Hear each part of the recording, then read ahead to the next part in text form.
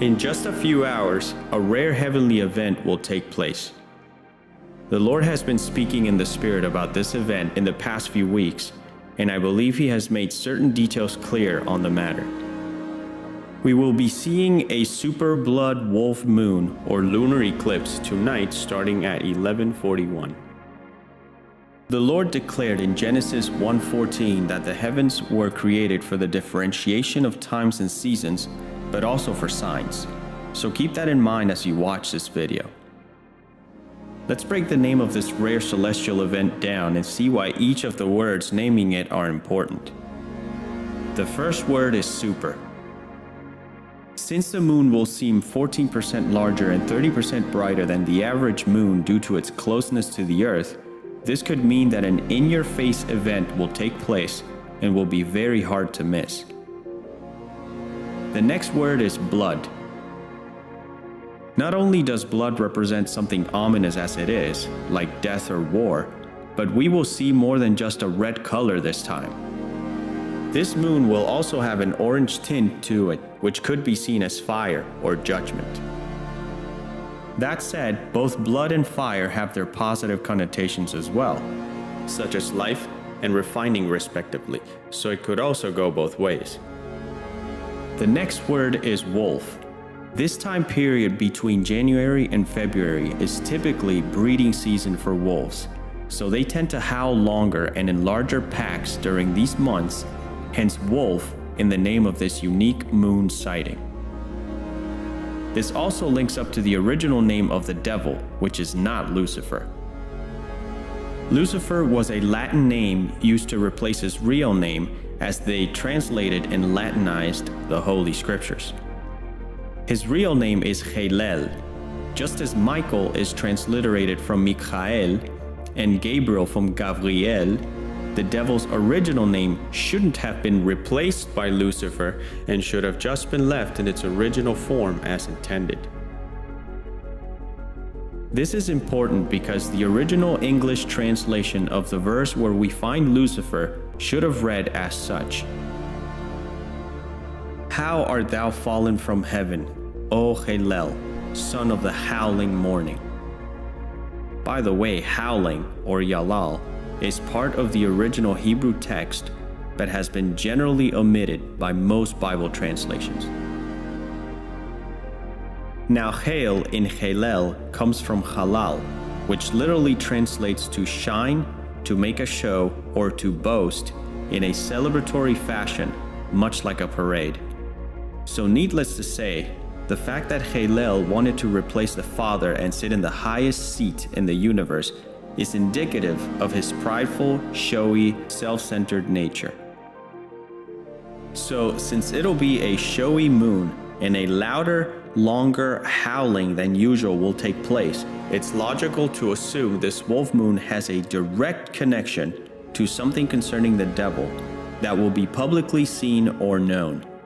Perhaps a revelation of hidden information? Or could we be looking at the time when the devil takes over the body of the Antichrist in preparation for the very end of times? Stay tuned and we'll go back to that topic later on in the video. And the last word would be moon. The fact that the Earth is eclipsing the moon, cutting most of the sunlight away from it, symbolizes darkness and a blockage from the source of light. The sun symbolizes the Lord in Malachi 4:2, and his body, or church, is represented as the moon that reflects the glory of the sun in 2 Corinthians 3:18. So what could this blockage cutting off the source of light mean? Could it be the world? After all, it is the earth which stands between the sun and the moon, but only Elohim knows. I discussed all these points with the Lord on Saturday the 5th. The next day, I was deep in prayer when, after a while, my spirit waited in silence before the Lord, and suddenly I see a vision of a mushroom cloud coming from the ground. Needless to say, it was the explosion of a nuclear bomb. Then the scenery morphs into that of a large tree with fruit hanging from vines from it, and it was placed in the center of a perfect, vast natural land. What this short vision shows is that after an explosive issue that will cause much damage around the world, and I believe it's mentally, a time of restoration and healing will take place. It could also mean that chaos for the sinful and respite for the righteous are happening in parallel. Right after this, I was led to go on YouTube to finish watching a long video that I had decided to watch in segments due to its length. And interestingly enough, an image of a nuke exploding is shown at the end of the video. Again, this happened minutes after having come out of the prayer closet and seeing that specific vision. I took it as a confirmation from the Lord that the nuke and tree vision is true and sure. Now let's have a look at the information I previously mentioned concerning Hillel, or Lucifer.